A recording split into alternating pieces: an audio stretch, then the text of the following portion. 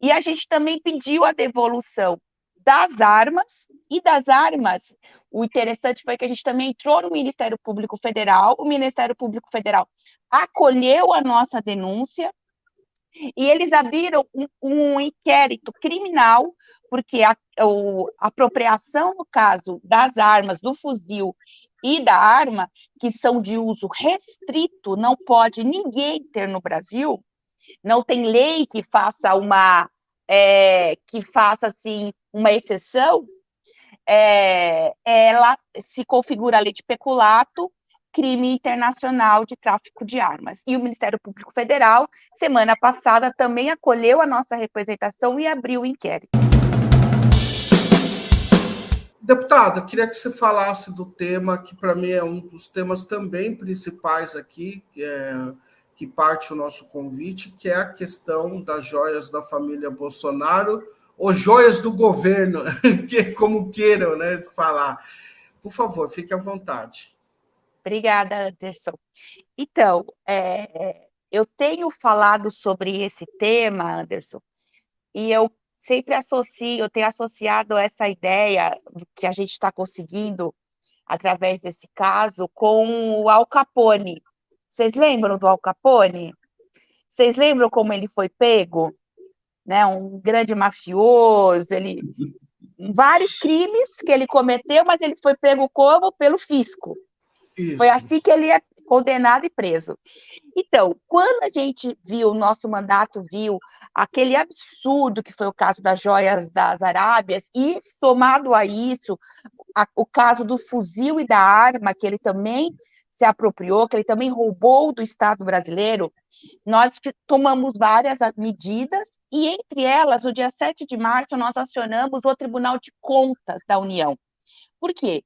Entendendo que isso faz parte, que esses bens fazem parte do patrimônio do Brasil e que eles não poderiam estar com o ex-presidente.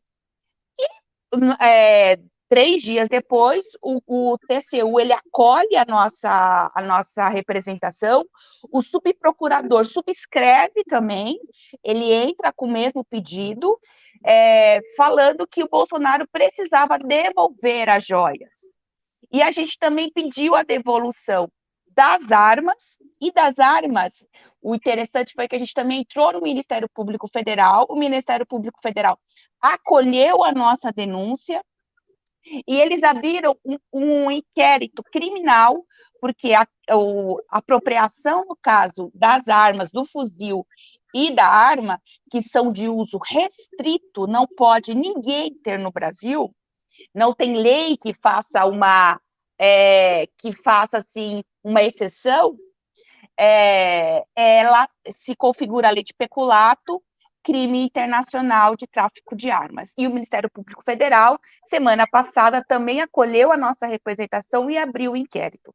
Então, a gente que está desde 2016 nessa luta contra esse golpe que foi dado no nosso país, contra todas essas, porque foi o golpe político na presidente Dilma, depois reforma trabalhista, a gente teve a reforma da Previdência, a gente teve a reforma do ensino médio, veja, a gente tem vários ataques à nossa Constituição, aquilo que a gente entende como nação, e esse cara que chega no poder, está, como o Diego falou, instaurando uma bancada de negócios lá no Ministério da Educação, que a gente já pediu também o desarquivamento, pedimos a live sobre as visitas que ocorreram no MEC por conta de todo esse tráfico de influência que existia.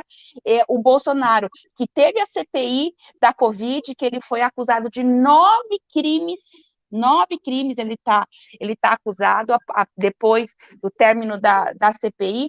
Então, o caso dos Yanomamis, então, a gente tem um histórico muito forte de contravenções, de ilegalidades, de crimes que foram cometidos durante o governo Bolsonaro. E pela primeira vez, a gente tem uma decisão que o obriga, que o coloca numa situação de que sim, você tem que voltar atrás, você fez algo errado, e que isso abre espaço para a gente poder investigar os outros casos. Então, é uma vitória muito grande do povo brasileiro, da justiça, da democracia, e isso só foi possível porque a gente derrotou, primeiramente, o Bolsonaro nas urnas, com o governo Lula, que dá autonomia para as instituições, as nossas instituições passam a voltar a funcionar com autonomia e com a força dessas instituições que precisam responder por tudo isso, junto com a gente,